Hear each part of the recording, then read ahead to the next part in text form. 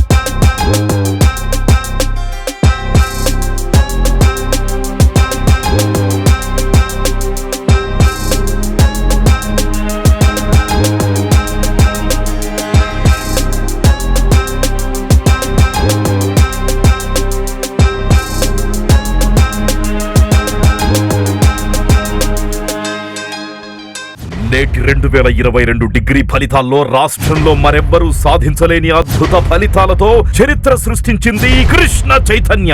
బిఎస్సిలో ఏకంగా 100% మార్కులతో Krishna Chaitanya state record. బీసీఏలో 99.5%, బీబీఏలో 98.5% మరియు బీకాంలో 96.5% మార్కులతో అన్ని గ్రూపుల్లోనూ యూనివర్సిటీ టాపర్ గా మరోసారి చరిత్ర సృష్టించింది కృష్ణ చైతన్య. అంతేకాదు ఒక్క థర్డ్ ఇయర్ లోనే 90% కంటే పైగా మార్కులతో 758 మంది, 75% కంటే పైగా మార్కులతో ఏకంగా 1319 మందితో రికార్డు సృష్టించింది కృష్ణ చైతన్య. కృష్ణ చైతన్య విద్యా సంస్థలు, నెల్లూరు.